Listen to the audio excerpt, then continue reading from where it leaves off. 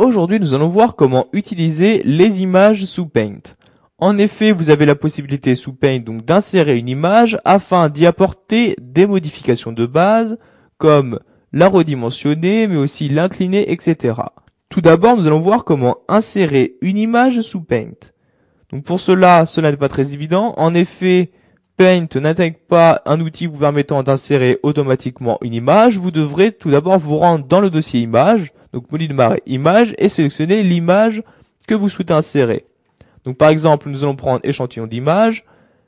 Je double-clique sur échantillon d'image et je vais par exemple insérer cette image-ci. Donc vous avez différents moyens, soit utiliser le copier-coller, mais aussi le glisser-déposer dans votre document Paint. Donc par exemple, je vais utiliser le glisser-déposer, donc je clique et je lâche le clic de ma souris quand je me trouve sur Paint. Et comme vous pouvez le voir, donc maintenant je vais pouvoir fermer cette fenêtre-ci. Votre image apparaît maintenant sur Paint. Donc tout d'abord, nous allons voir comment redimensionner votre image. Donc pour cela, vous cliquez sur ce bouton-là.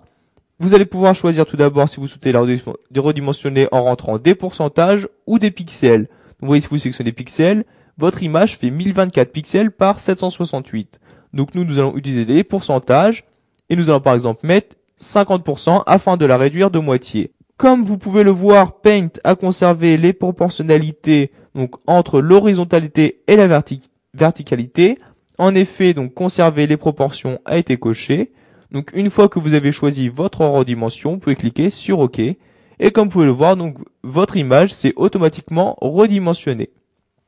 Vous avez aussi la possibilité, donc à partir de Paint, d'incliner votre image. Donc pour cela, vous cliquez sur ce bouton-là. Vous pouvez soit pivoter de 90 degrés, mais aussi 280 degrés. Donc par exemple, nous allons pivoter à droite de 90 degrés. Et comme vous pouvez le voir, votre image est maintenant passée au format portrait. Donc ce format n'est pas vraiment adapté à l'image actuelle sur notre écran. Donc je vais la refaire pivoter à gauche de 90 degrés afin de la remettre à la bonne inclinaison. Vous avez aussi la possibilité donc de rogner votre image. Donc il s'agit de cette fonction-là. Donc comme vous pouvez le voir, pour l'instant, elle n'est pas disponible. En effet, avant de rogner une image, vous devez d'abord sélectionner l'image à rogner. Donc ici, nous allons cliquer cette flèche-là et nous allons tout sélectionner. Et comme vous pouvez le voir, donc maintenant, votre image est bien sélectionnée. Nous allons donc pouvoir maintenant la rogner. Donc je vais cliquer sur cette icône-là.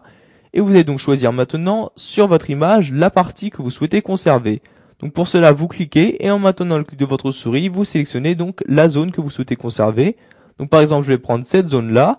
Ensuite, vous pourrez donc la déplacer comme vous souhaitez. Donc vous voyez, elle est bien coupée de votre image. Donc par exemple, si vous souhaitez mettre cette partie de cette image donc sur un nouveau document, vous pourrez très bien, si vous souhaitez, la copier puis la coller dans un nouveau document. Donc pour cela, vous faites un clic droit et vous copiez. Donc maintenant, nous allons créer un nouveau document. Donc je vais dans Menu, Nouveau. Donc je ne vais pas enregistrer l'ancien document. Puis vous faites un clic droit, puis coller. Et comme vous pouvez le voir, la partie que vous avez rognée apparaît maintenant sur un nouveau document.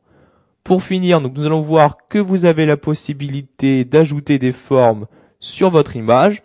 Donc par exemple, je vais prendre cette forme-ci. Et vous voyez, vous pouvez insérer une forme sur votre image comme s'il s'agissait d'une page vierge. Ceci va donc vous permettre d'ajouter certains éléments sur votre image.